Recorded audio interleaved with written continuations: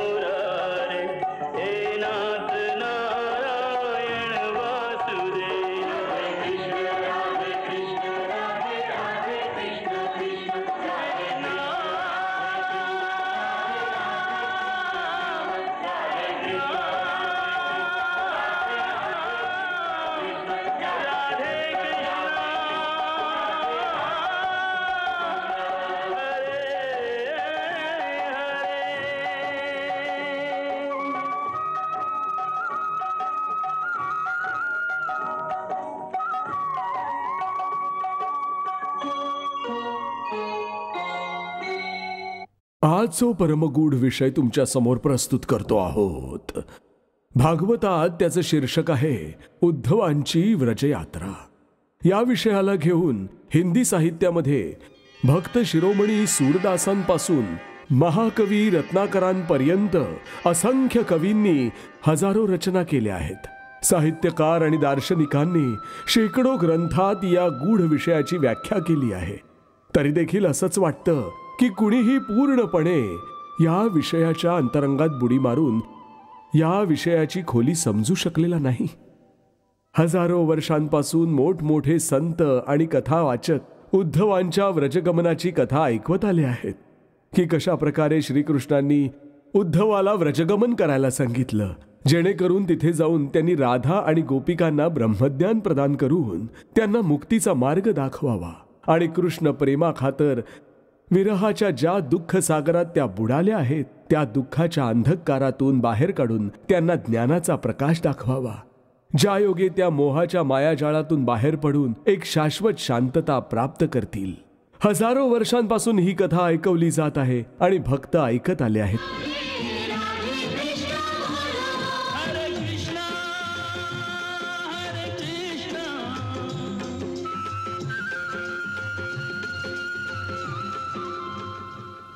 परंतु आध्यात्मिक गूढ संकल्पनांसारखाच हा उद्धव प्रसंग इतका गूढ आणि गहन आहे की कुणीही मोठमोठ्या बाता करणारा हा दावा नाही करू शकत की त्याला यामागचं गूढ तत्वज्ञान अवगत झालंय आणि आता तो दुसऱ्यांना याचा अर्थ समजावून देऊ शकेल। आम्ही तर दावाच काय असं चेष्टेने सुद्धा म्हणू शकत नाही।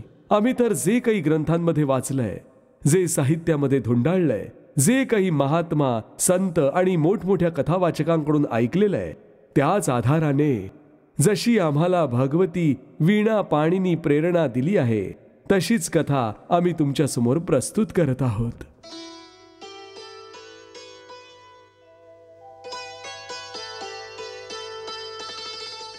उद्धव श्रीकृष्णांच्या काकांचा मुलगा होता। वयाने श्रीकृष्णांहून थोडे मोठे त्यांचं खरं नाव बृहद्बल होतं.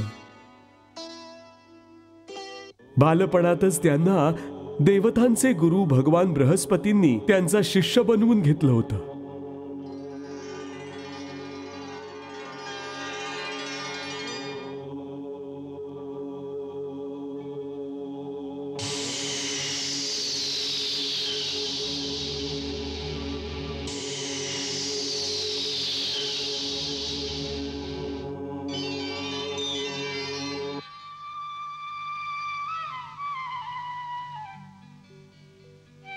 देवगुरु बृहस्पतींकडून त्यांना ब्रह्मज्ञानाची प्राप्ती झाली, ज्यामुळे ते सदैव भगवंतांच्या अलख, निरंजन, निर्गुण आणि निराकार रूपाच्या चिंतनात गर्क असायचे.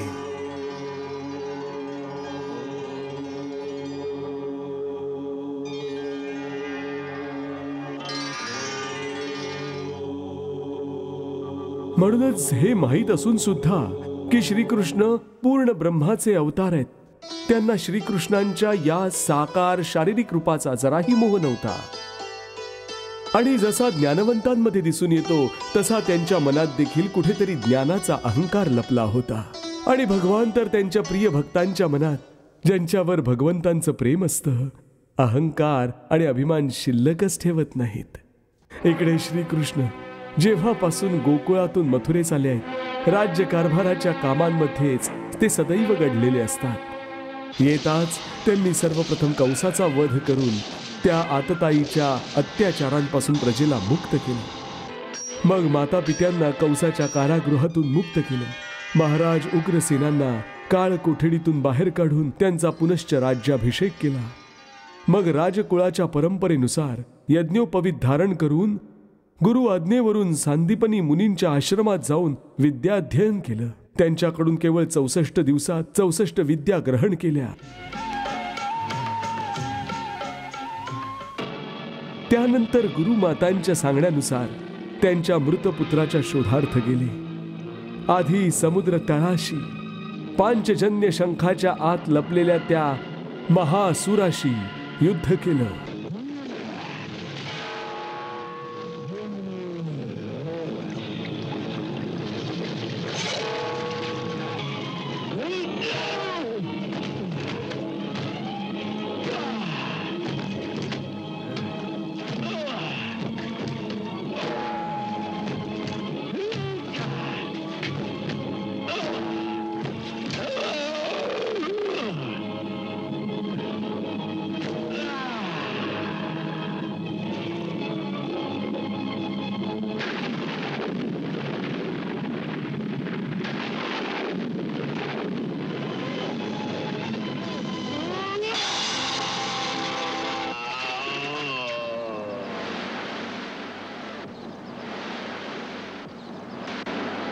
मग स्वतःच यमपुरीस यमराजाकडे गेले. तिथून पुनर्दत्ताला घेऊन आले आणि त्याला पुनरुज्जीवित करून गुरुदक्षिणा देऊ केली. त्यानंतर जरासंधाने अनेक अक्षौहिणी सैन्यासह मथुरेस वेढा घातला. तेव्हा बलराम दादासह एकट्यानेच त्या सर्व सैन्याचा संहार केला.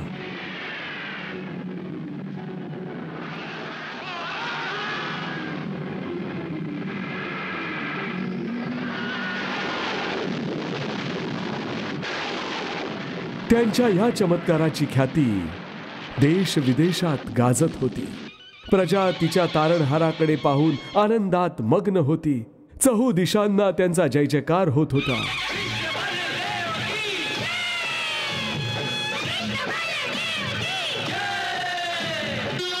हे सर्व काही होतं. जय जयकार, चहू दिशांना ख्याती आणि राजमहालातला थाटमाट. परंतु या सर्व थाटामाटामध्ये त्यांचं मन मात्र रमत नव्हतं. मनाने तर ते प्रत्येक क्षण वृंदावनाच्या कुंजवनातच फिरत असत आणि गोकुळातल्या त्या भोळ्या भाबड्या गोपिकांच्या स्मृतीतच रमत असत. आठवणींच्या या भरती ओहोटीमध्ये अनेक दृश्य डोळ्यांसमोर येत असत, अनेक आवाज येत असत. जसं यमुनेच्या ज्या घाटावर एक दिवस यशोदा मैयानं आपल्या छोट्याशा मुखामध्ये विराट सृष्टीचं दर्शन दिलं होतं.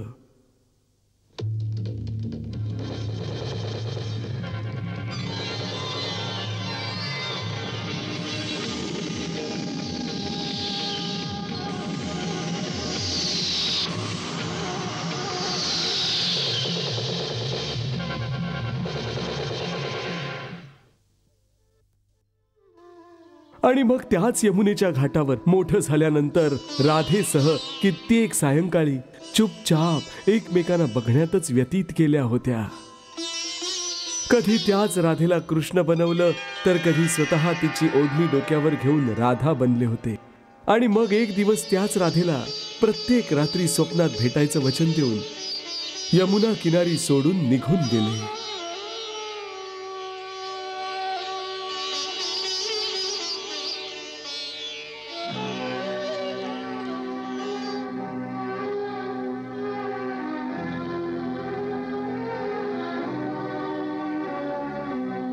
नंद बाबाच्या घरात कधी काळी आईने केलेलं लोणी चोरून गुडघ्यांवर रांगत पळून जा. त्याच घरात कधी आईला सापाची देखील भीती दाखवली होती.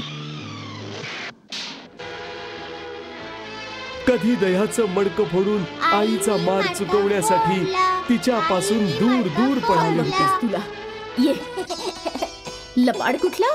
अरे कुठे पळत जाशील? हा कुठपर्यंत पळशील? हा लल्ला थांब, मी सांगते तुला. त्याच घराच्या अंगणात एक दिवस आईने उखळीला बांधून ठेवलं होतं. ते पाहून तर देव सुद्धा दुःखी झाले होते.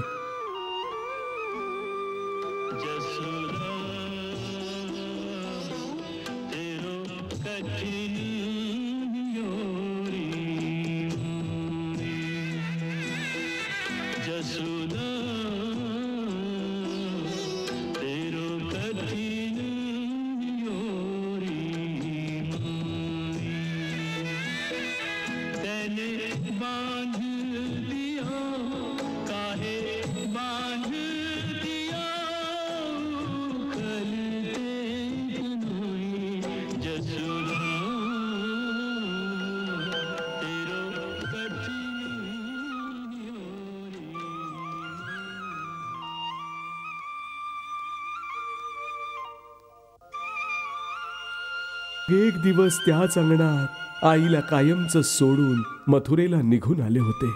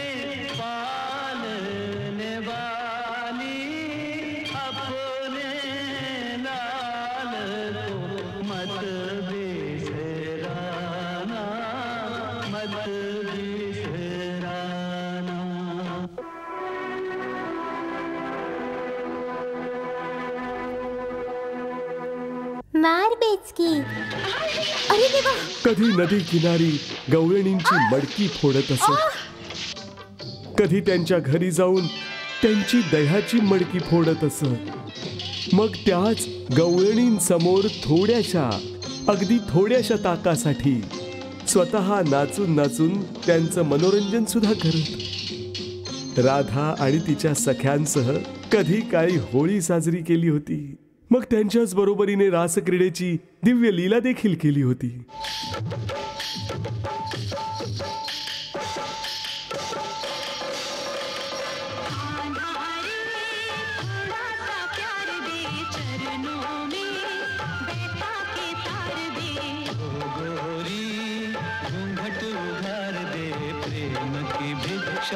झोली में डाल दे.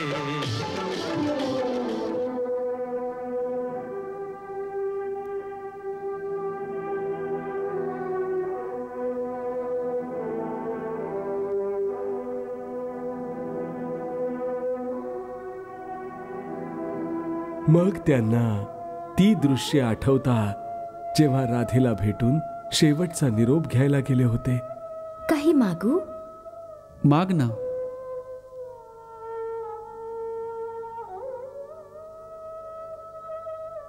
जाण्यापूर्वी मला 2 वचनं देऊन जा. सांग. पहिलं तर हे की केवळ स्वप्नातच नव्हे तर जोपर्यंत मी या धर्तीवर राहीन माझ्या हृदयात प्रत्येक क्षण तुमचाच वास असावा. आणि दुसरं हे की मी या जगाचा निरोप घेण्यापूर्वी मला पुन्हा एकदा तुमची चरणधूळ प्राप्त व्हावी.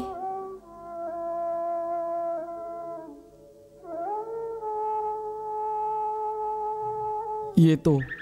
अशाच प्रकारे सर्व गोपिकांना देखील पुन्हा भेटण्याचं वचन देऊन वृंदावनाच्या मार्गावर त्यांना निरोप दिला आणि स्वतः अक्रूरांसह रथात बसून निघून गेले.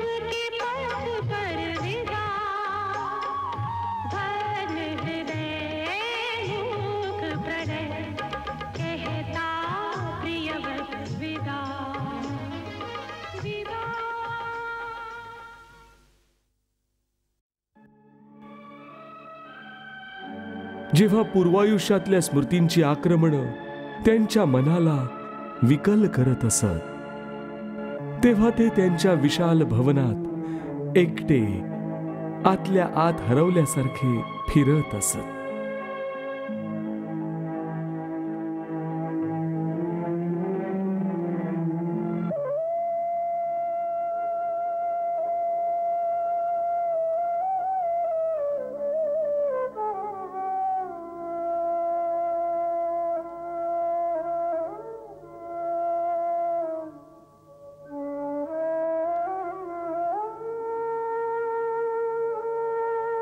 अनेकदा चारही बाजूंनी काही परिचित आवाज ऐकू येऊ लागत.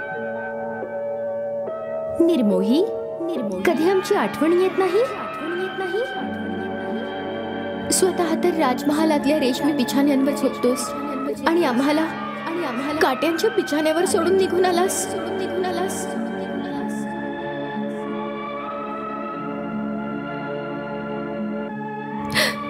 बाहेरच्या जय जयकारात गढून गेलास. आमच्या हृदयातील हाहाकार कधी ऐकू येत नाही.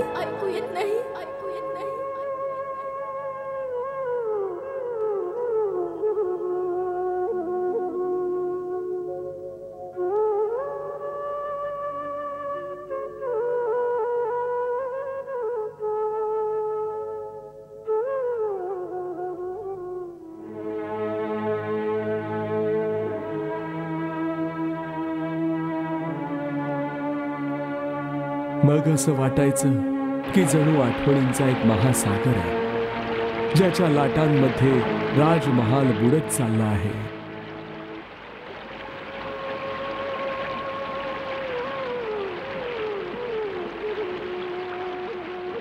जुन्या आठवणींच्या लाटा त्यांना चहू बाजूंनी अशा प्रकारे वेढून टाकत जणू एखादी नाव एखाद्या वादळाच्या कचाट्यात अशा तऱ्हेने सापडावी की त्या वादळातून बाहेर पडायचा तिला मार्गच दिसू नये. ते गुपचूप या दृश्यामध्ये गढून जात.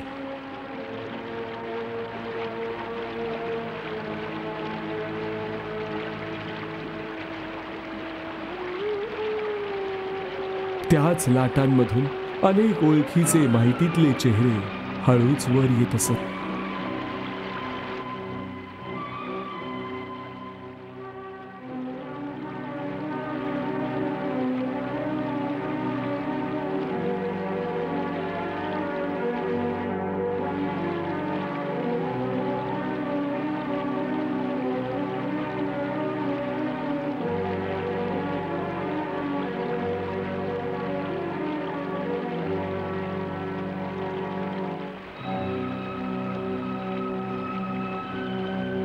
सांगून गेला होतास की लवकरच परतेन म्हणून. तुझं वचन विसरलास का?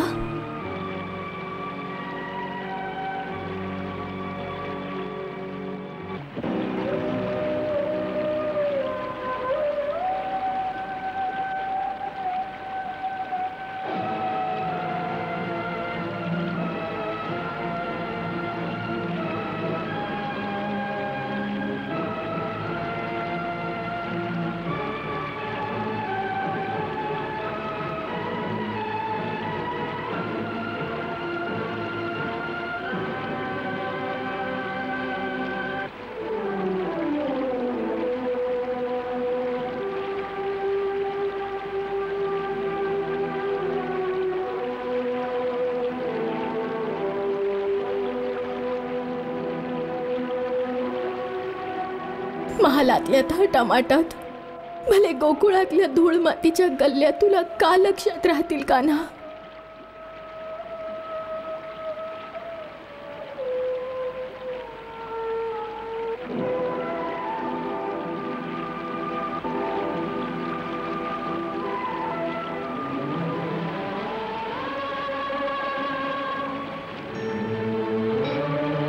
मधून मधून राधेचा चेहरा सुद्धा डोळ्यांसमोर झळकत असे, परंतु ती काही बोलत नसे.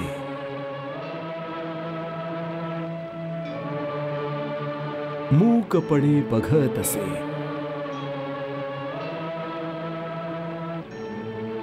आणि मग लुप्त होत असे.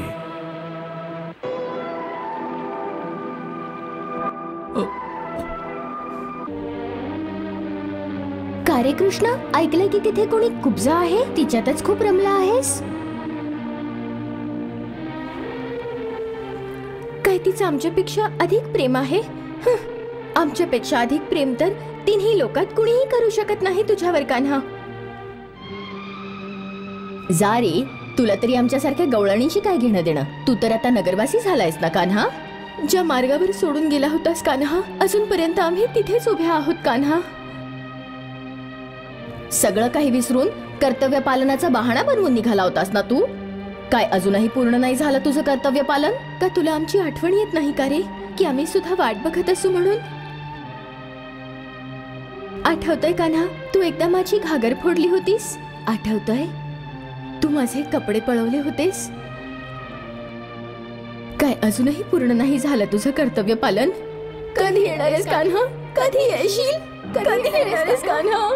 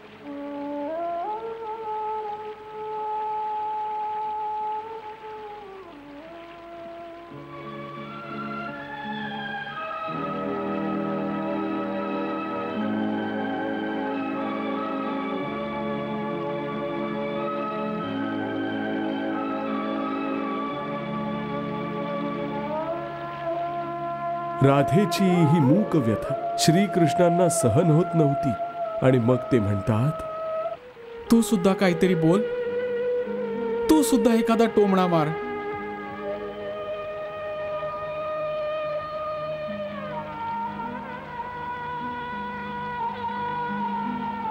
राधे, काय तू सुद्धा यांच्यासारखं मला कपटी समजत आहेस?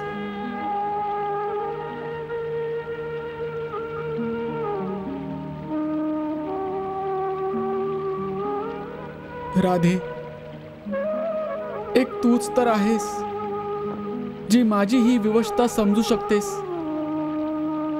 जर तू सुद्धा माझ्यावर अशी रागवलीस तर मी माझ्या कर्तव्य पथावर कोणाच्या आधाराने पुढे जाऊ? काय खरंच रुसली आहेस? राधे, जर तू माझ्याशी नाही बोललीस तर माझ्या हृदयाचे ठोके बंद पडतील. माझ्यावर राग धर, हवं तर मला टोमणा मार, परंतु काहीतरी बोल, काहीतरी बोल राधे. राधे, बोल ना राधे,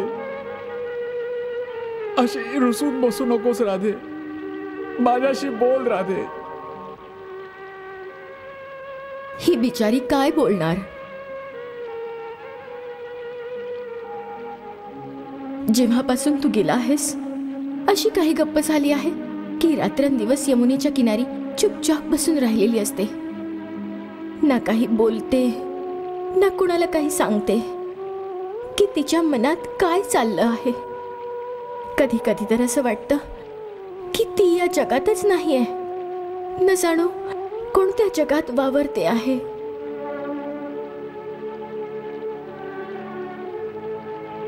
आणि तू तिच्याकडून वचन सुद्धा घेतलं होतंस की अश्रू ढाळायचे नाहीत म्हणून.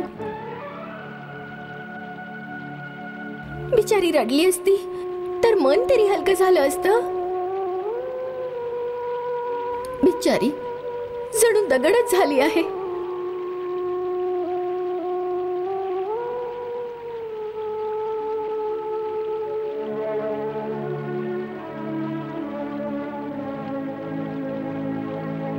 राधे, केवळ एका प्रश्नाचं उत्तर दे. माझ्यावर भरोसा राहिला नसेलही, परंतु माझ्यावर आता प्रेमही राहिलेलं नाही. बोल राधे, काय प्रेम सुद्धा उरलं नाही? उत्तर दे राधे.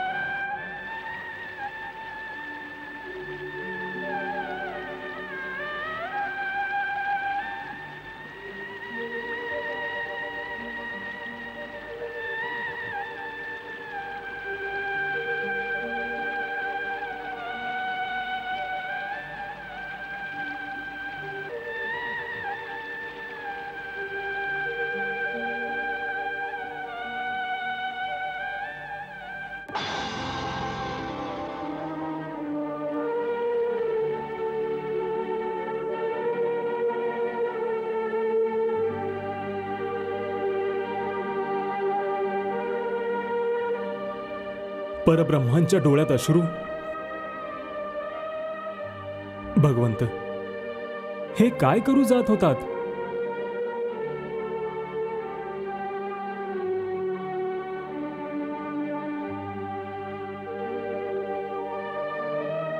परब्रह्मांच्या डोळ्यातील अश्रू जर धरतीवर पडला असता तर या साऱ्या प्रकृतीचं काय झालं असतं?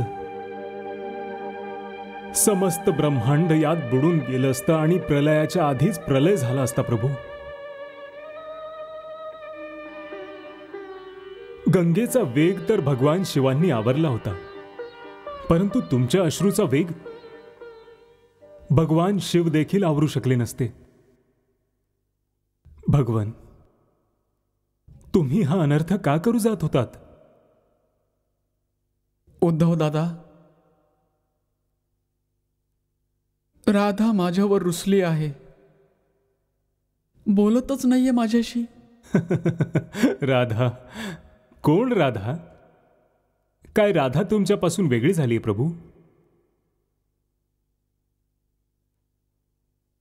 प्रभू, तुमचा अवतार तर विश्वाच्या प्राण्यांचा उद्धार करण्याकरता झाला आहे, परंतु तुम्ही तर उद्धाराऐवजी त्यांनाच बुडवायला निघाला होतात. याचं कारण प्रभू? दादा, मी काय करू? मन अतिशय व्याकुळ आहे. का? मला व्रज विसरता येत नाही. मला व्रज विसरता येत नाही उद्धव दादा. व्रजातला त्या कुंद गल्ल्या, गोपिकांचं प्रेम, यशोदा मातेची लाठी, नंदबाबांचं कोड कौतुक, राधेचं अढळ प्रेम, त्या सर्व आठवणी मिळून जणू एक साथ माझ्यावर आक्रमण करू बघतायत. मी पहुडलो तरी चहू बाजूंनी जणू मला घेरून टाकतात. आणि आज तर राधेने असं मौन धारण केलं की तिची दशा पाहून मला देखील रडू कोसळलं. उद्धव दादा, मला देखील रडू कोसळलं.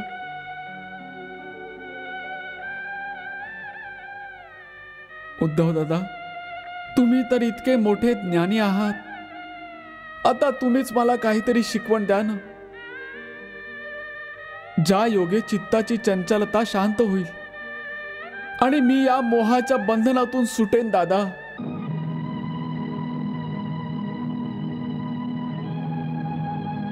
मी तुम्हाला शिकवण देऊ? हो दादा. काय शिकवण देऊ? काय स्वतः परब्रह्मांना या गोष्टीची आठवण करून देऊ की दादा तुम्ही स्वतःच परब्रह्म आहात? तुमच्यामध्येच तर ही सर्व सृष्टी सामावलेली आहे. की मी तुम्हाला हे सांगू की दादा ही तुमचीच स्वतःची कल्पना आहे, जिला तुम्ही स्वतःच स्वतःभोवती गुंडाळण्याचं नाटक करता आहात? काय हे सगळं तुम्हाला नाटक वाटत आहे उद्धव दादा? हो, हे नाटक नाहीये दादा. खरोखरच माझ्या जीवावर बेतलं आहे. आतून हमसून रडण्याची इच्छा होत आहे. बस म्हणूनच तुमच्याकडे सहाय्य मागतो आहे. या क्षणी मी भावनेच्या नदीत वाहून जातो आहे दादा. आता तुम्हीच तुमच्या ज्ञानाच्या नौकेत बसवून मला या मोह सागरातून बाहेर काढा. बस बस बस बस, हे भावनेचं नाटक थांबवा. हे सगळं त्या भोळ्या भाबड्या गवळणींना सांगून त्यांना छळत राहा. माझ्यावर ही युक्ती काम नाही करायची.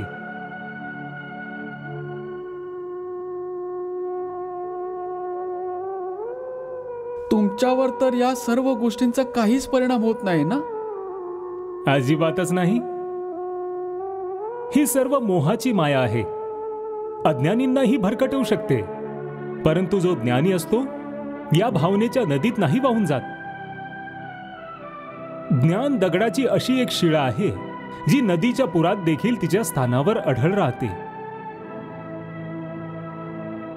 खरंच आहे, जो दगड असेल तो तसाही हलणारच नाही, परंतु जो मृदू स्वभावाचा असेल, ज्याचं मन लवकर विरघळून जात असेल, तो बिचारा तर या भावनेच्या पुरामध्ये बुडूनच जायचा.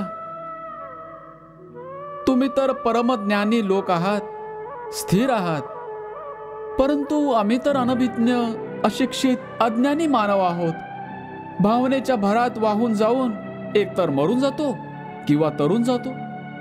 तुम्ही अज्ञानी मानव आहात. हो दादा, अशा गावात वाढलो जिथे पाठशाला देखील नव्हती. गवळांच्या मुलांबरोबर गायी चारता चारता आयुष्य सरलं. असा अशिक्षितच तर अज्ञानी असतो. हे बघ कन्हैया, तू मनापासून तुझं खरं रूप लपवण्याचा प्रयत्न करू नकोस.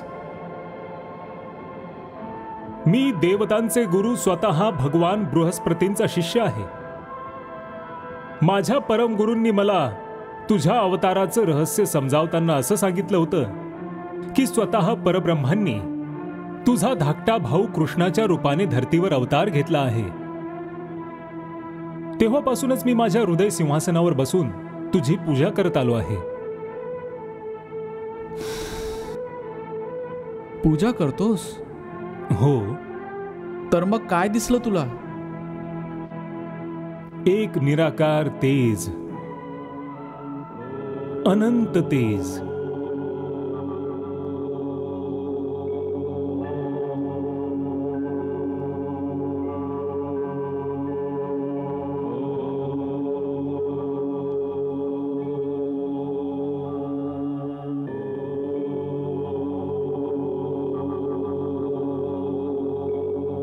त्यात मी नाही दिसत तुला? माझा चेहरा, माझे हात पाय, माझे डोळे. तुमचे हात पाय डोळे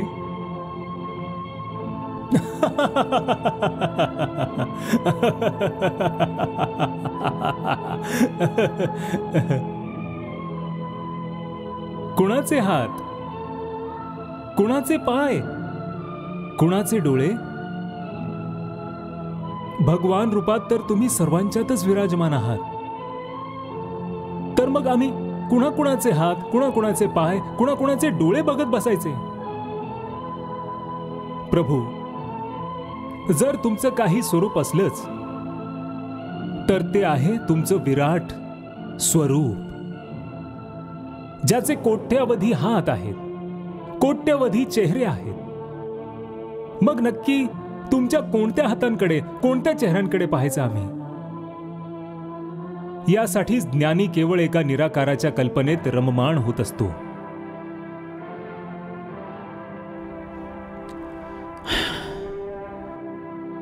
म्हणूनच तुला या क्षणी बिचाऱ्या कृष्णाचं हे वास्तव रूप दिसू शकत नाहीये,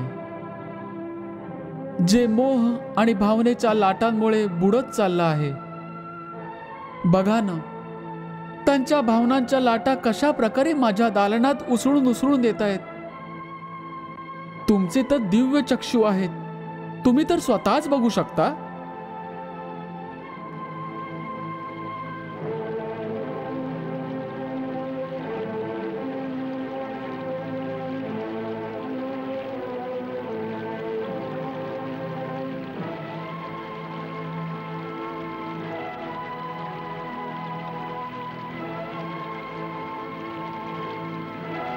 हे बघा, तुम्ही हे सर्व अनैसर्गिक चमत्कार मला नका दाखवू. यामुळे तुम्ही संसारी जनांना भ्रमित करू शकता. ज्ञानी पुरुष या भ्रमात नाही अडकत. किंबहुना मला तर हे उलटच चक्र भासत आहे. कसं काय उलट चक्र? उलट चक्र अशासाठी की भावनेच्या लहरी तुमच्या दिशेने येतच नाहीयेत. उलट या महालातून या लाटा तुम्ही बाहेर त्यांच्या दिशेने पाठवत आहात. बघा बघा, या लाटा उलट्या जात आहेत.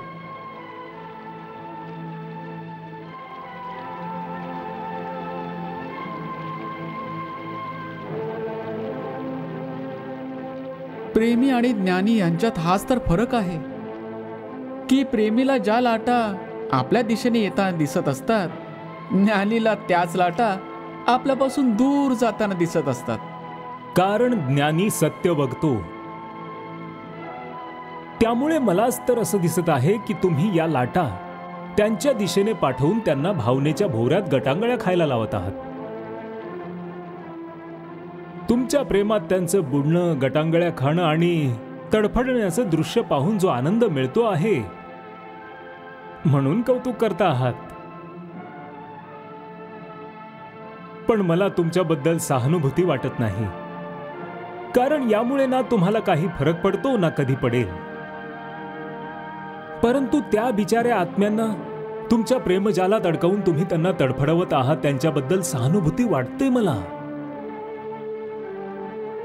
आणि मला तुमचं हे कौतुक आवडत नाही प्रभू, कारण गुरुदेवांनी सांगितलं होतं की सर्व गोपिका महान ऋषीमुनी आहेत, ज्यांनी अनेक जन्मांची तपश्चर्या आणि साधनेनंतर तुम्हाला गोपी रूपात प्राप्त करून घेतलं होतं. त्यांची तपश्चर्या बघता तुम्ही खरं तर त्यांना वास्तविक ज्ञान देणं अपेक्षित होतं. सांसारिक दुःखातून त्यांना मुक्ती द्यायला हवी होती. तुम्ही खरं तर गोकुळ सोडण्याआधीच त्यांना ब्रह्मज्ञान प्रदान करायला हवं होतं. वास्तविक निराकार स्वरूपाचं ज्ञान द्यायला हवं होतं, ज्या योगे ते आत्मे परम शांती मिळवू शकले असते. परंतु तुम्ही तर त्यांना सांसारिक दुःखाच्या बंधनात लोटून निघून आलात. वास्तवात मोहाचंच दुसरं रूप प्रेम आहे, आणि मोहच सर्व दुःखाचं मूळ कारण आहे. आणि तुम्ही त्यांना याच मोहजालात सोडून निघून आलात. हा न्याय नाही केलात प्रभू.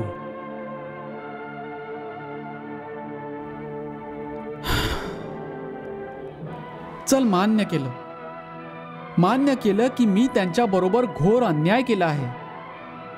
परंतु आता तर परिस्थिती इतकी बिघडली आहे की त्याकरता मी काय करू शकतो? काय करू शकतो म्हणजे हे सुद्धा मीच सांगायचं प्रभू? हो, सांग ना. तुम्ही या माया मोहाच्या लहरी त्यांच्या दिशेने न पाठवता त्यांच्या दिशेने ज्ञानाची किरणे पाठवा. मोहाच्या अंधकारात फसलेल्या त्यांच्या आयुष्यात ज्ञानाचा प्रकाश पसरवा, ज्यामुळे त्या तुमच्या या सुंदर नर शरीराच्या मोहात अडकण्याऐवजी तुमच्या वास्तविक सच्चिदानंद निर्गुण स्वरूपात पाहतील, ज्यामुळे त्यांना शाश्वत शांतीची प्राप्ती होईल. सांगा, मी खरं बोलतो आहे की नाही?